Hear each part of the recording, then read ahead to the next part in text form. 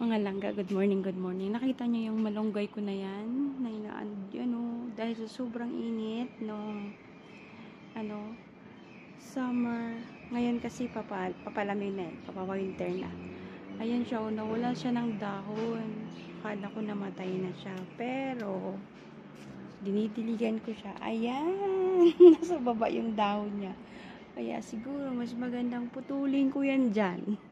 Kasi ang pangit niya guys, so akala ko talaga mamamatay na yung malunggay ko. Sabi ko, naku, wala na akong mapagkuhanan.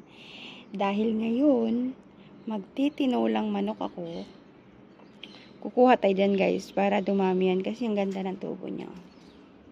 So, kukuhanin natin yung dahon niya. Magluluto tayo ng tinolang manok. Ang sahog natin ay pakpak ng chicken. Ayan siya guys, mangunguha tayo. Tagal ko kayang dahil sobrang init dito. Lalo na pag mga June, May, mainit, sobrang init. September, naisipin mo naman 50 degrees.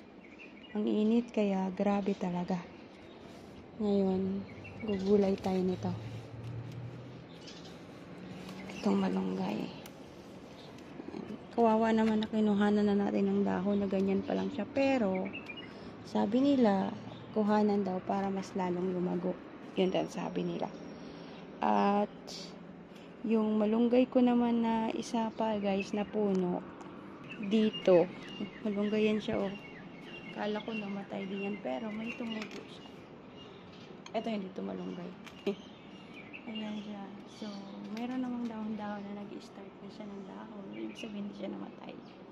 Yung dulo lang niya talaga ang namatay. So, ayan na nga guys. At ipapakita ko pa sa inyo. At yan, may tinanim ako na, ayan, talbos ng kamote. Ayan siya. Nakailang kuwan ako dyan ng dahon. Ayan, pag nagluluto ko ng isda, ayan siya. Ayan. 5 puno lang yan. So, yun yung isa, 2, 3, 4. Yan. Tapos, mayroon yung isa doon. So, ganyan lang siya guys. Natatalbusan ko na rin yan. Ayan, may talbos na nga naman. Hanggat pala tinatalbusan mo siya, dumadami.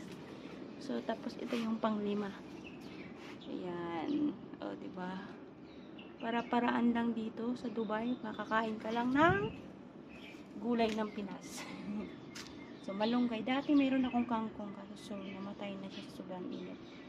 Tatanim ako ulit ng ganun. Ayan lang siya guys. Na-share ko na naman sa inyo ang aking gulay. So, ito na yung ating malunggay. Galing sa garden guys. Ihimayin ko yan siya. Tapos, lalagyan ko ng sayuti. At ito na yung chicken. May luya at sibuyas bawang na tayo. Ayan siya guys, ang aking lunch for today. So, lulutuin natin yan. Minsan lang ako nakakakain ng lutong Pinoy. Kasi, libre naman ako sa food. Kasi ngayon day off ko, Saturday. So, makakaluto ako ng pagkain Pinoy.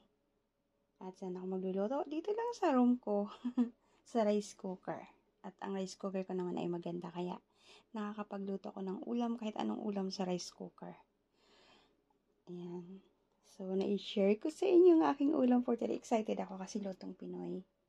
So, ayan na nga. Pakpak lang ng manok ang aking isasahog at sayutit malunggay. O, diba? At ang aking coffee. Siyempre. Coffee's life. Ayan, lulutuin ko na to guys. Ayan na nga guys. Ayan, luluto na yung ating tinola. Nauusukan yung ating camera. Nagiging tinisan lang natin. O, ayan, diba? Ito na siya. Yummy. Tinolang manok. So, ayan na siya guys. Nilagay ko na yung malunggay. Konti lang. Nilagay natin para makita nyo. Ayan, niluto lang siya sa rice cooker. So, ready to eat na, mga langga. Thank you for watching, everyone. God bless all. Bye.